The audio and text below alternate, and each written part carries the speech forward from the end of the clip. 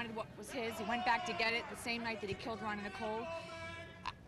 I feel very proud of my father and I and our family for sticking with our commitment to Ron, to honor his memory and to keep pursuing him. The If I Did It book, I think, pushed him right over the edge. I'm very proud of our efforts for taking that book back and for turning his words around on him, and today was a good day for our family.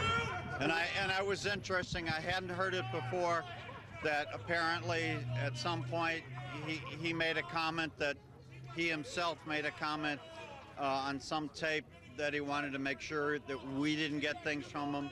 And as Kim said a second ago, if our efforts for all these years of pushing him drove him to commit armed robbery in Vegas, if that pushed him over the edge, great, put him where he belongs. A lot of people are talking about this as payback. That was always an issue from this trial from the very beginning. Do you see this as payback? I see this as the system working. The judge asked us to respect the verdict in the criminal case. We've had to do that. We disagree with it, but we had to respect it the same way that we have to respect the verdict here in Las Vegas. The jury sat and listened.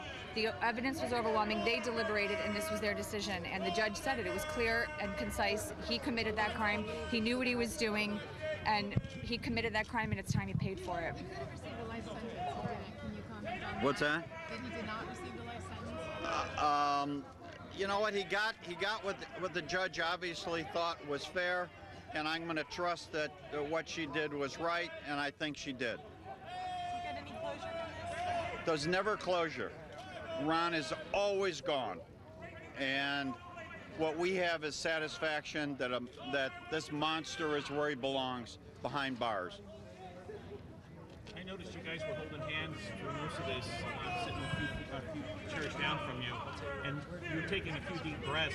What point did all the emotions start to come back to your mind again?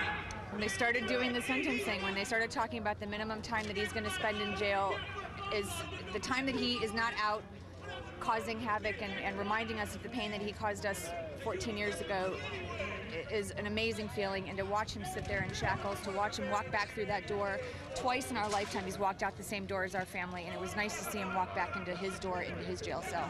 Yeah. And that is Kim and Fred Goldman, the sister and father of the late Ron Goldman, reacting to the sentencing of OJ Simpson. If you're just joining us, OJ Simpson has been sentenced to prison. It looks about 15 to 20 years or so if you add up all the different counts that he was sentenced on. Of course, in that sports memorabilia incident, he was found guilty of possession of a deadly weapon, of kidnapping, of robbery.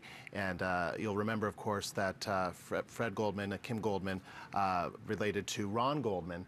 Ron Goldman and Nicole Simpson were, O.J. Simpson was found not guilty in the murders of Ron Goldman and Nicole Simpson back in 1994 in Los Angeles.